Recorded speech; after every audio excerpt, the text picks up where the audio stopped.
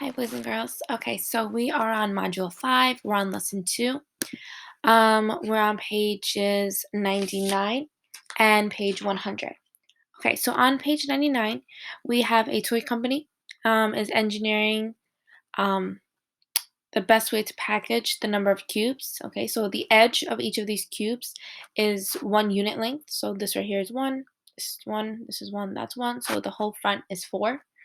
um, into a single box to stack them in a shape of a right rectangular prism.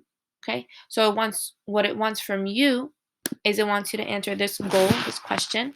Okay, how many different kinds of right rectangular prisms could this number of boxes be stacked in? Okay, so how many different ways can I take all these little individual dices, okay, or dies, and put them so that they still form a right rectangular prism? Okay, remember, it has to still be a full solid shape. I can't have random dents in my shape.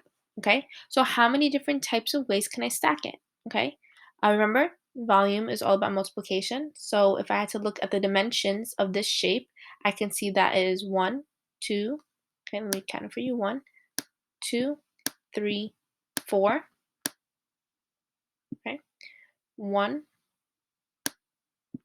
2, 3, 4.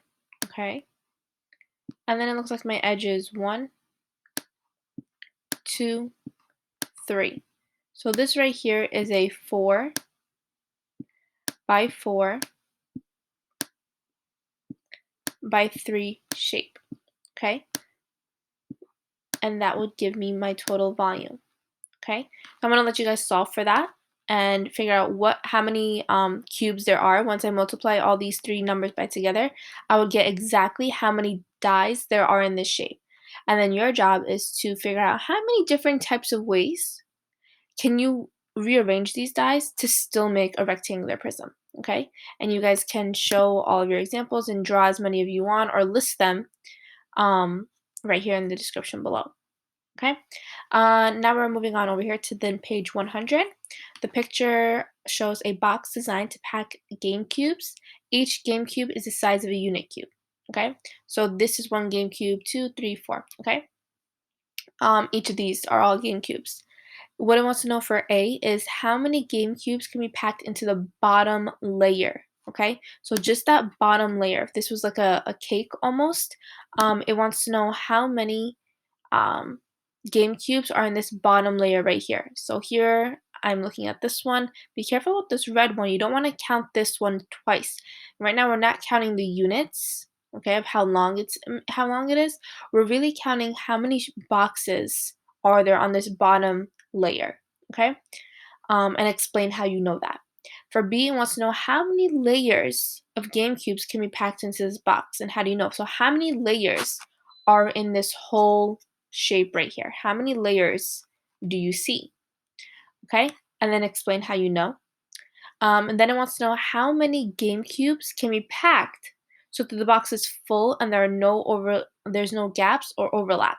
Okay, so how many game cubes can you fit here? If each of these is a box that a game cube can go into, how many game cubes can I fit perfectly? Okay, without having any empty boxes and without having more than 1 game cube inside of each of the boxes.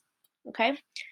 And then finally, the volume of the box can be found by finding the number of game cubes. So once you figure out how many game cubes can fit in here without having a gap and without overlapping, you can figure out the volume of this box, okay? When there's no gaps and no overlaps.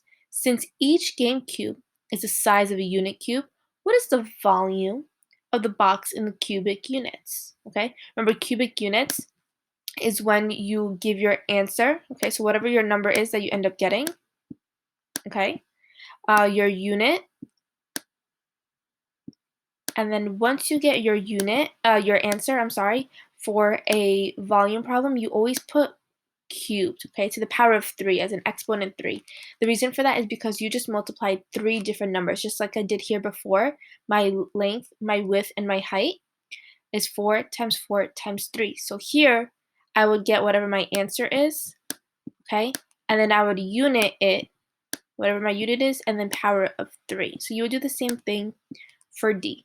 All right, good luck, boys and girls. Comment below if you have questions.